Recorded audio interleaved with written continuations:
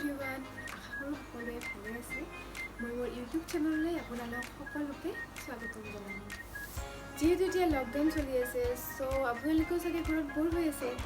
তো মই ভাবিলোঁ মই ডিউটি যাওঁ আৰু আপোনালোককো অকণমান ফুৰাই লৈ আহোঁ। গতিকে ব'লক ভিডিঅ'টো আৰম্ভ কৰোঁ। ভিডিঅ'টো আৰম্ভ কৰাৰ আগতে এটা আপোনালোকলৈ ৰিকুৱেষ্ট থাকিলে, এইটো মোৰ প্ৰথম ইউটিউব ভিডিঅ'।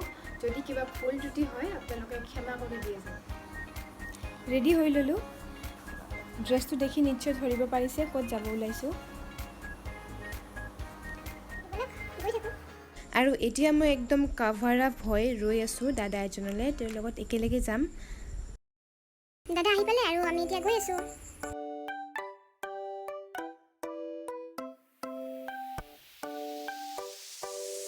আধামান আহি পালোঁ, দুয়োৰে বহুত ভাগৰ লাগিছে। চ' অলপ চাহকে খাই লওঁ নে কি কয়?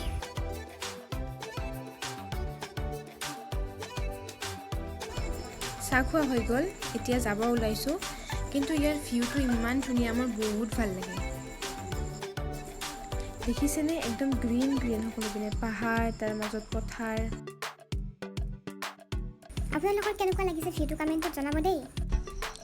ইমান গৰম লাগিছে, অলপ বতাহ খাই লওঁ। এতিয়া আমি আহি পালোঁহি আই নদীৰ পাৰ, আৰু এইখিনিও ভাল হয়, ঠাইখিনি বহুত ধুনীয়া, পাহাৰ নদী। কোনোবাই যদি ইয়াতে ফটোশ্বুট কৰে ন, মজা লাগিব। হস্পিটেল পাবৰেই হ'ল, কিন্তু দাদাৰ কিবা এটা কাম আছে, চ' অলপ ৰৈ দিলোঁ। ৰৈ দিওঁতে এইবিধ দেখা পালোঁ নহয়। এইটো যে চিলভাৰ ফাৰ্ণ, আমি বটানী পঢ়ি থাকোঁতে খুব বিচাৰিছিলোঁ, তেতিয়া কিন্তু পোৱা নাছিলোঁ। এতিয়া য'তে ত'তে মানে। চ' এতিয়া আহি পালোঁ ৰুমত।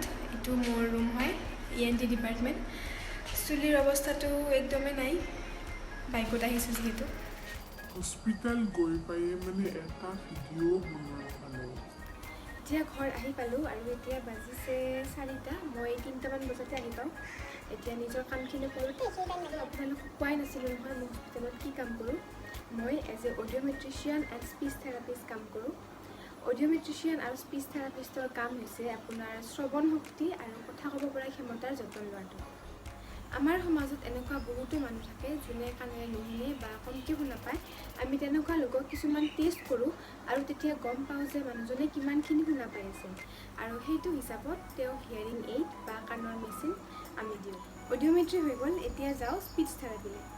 স্পীচ থেৰাপি হৈছে কিছুমান টেকনিক, যিবোৰ টেকনিক ইউজ কৰি আমি যাৰ স্পীচ প্ৰব্লেম থাকে আৰু ভইচ প্ৰব্লেম থাকে তেনেকুৱা লোকক বিভিন্ন ধৰণৰ টেকনিকৰ মাজেৰে জীৱনত আগবাঢ়ি যোৱাত আমি সহায়। হিয়াৰিং প্ৰব্লেম বা স্পীচ প্ৰব্লেম বহুতৰে জন্মৰ পৰাই থাকে, আৰু কিছুমানৰ জন্মৰ পিছত হয়।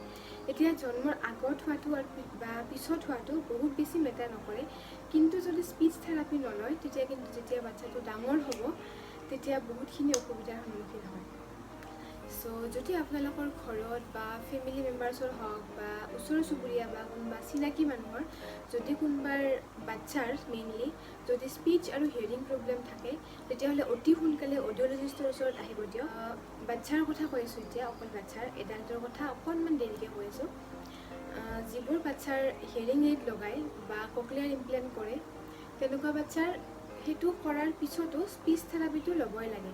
কাৰণ এটা বাচ্ছা জন্মৰ পৰা যদি নুশুনে, মেচিনটো দিয়াৰ লগে লগে শুনা পোৱা হয়, ঠিক আছে, মেচিনটো দিলে শুনা পালে, কিন্তু বস্তুবিলাক বুজি নাপায়। চাউণ্ডৰ কি মিনিং বা মাতিলে কেনেকৈ ৰেচপণ্ড কৰিব লাগে এইবিলাক জানা নহয়। চ' স্পীচ থেৰাপিটো কৰি থাকিলে এইবোৰ গম পোৱা হয়। হিয়াৰিং এইড বা ককলিয়াৰ ইমপ্লেণ্ট লোৱাৰ পিছতো স্পীচ থেৰাপিটো খুবেই দৰকাৰী। এতিয়া এডাল্টৰ কথা পাতোঁ।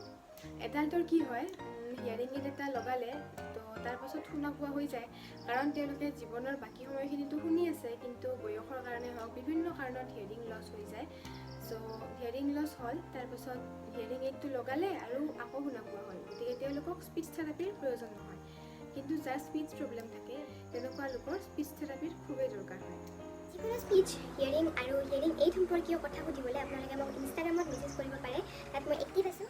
আশা কৰোঁ ভিডিঅ'টো চাই ভাল পালে। যদি ভাল পালে লাইক কমেণ্ট শ্বেয়াৰ কৰিব আৰু ছাবস্ক্ৰাইবো কৰিব, আৰু তাৰ ওচৰতে লাগি থকা বেল আইকনটো প্ৰেছ কৰি দিব, যাতে মই নতুন ভিডিঅ' আপলোড কৰিলে আপোনালোকে ন'টিফিকেশ্যনবোৰ পাই থাকে। চ' আকৌ লগ পাম আন এটি ভিডিঅ'ৰ সৈতে। Bye bye.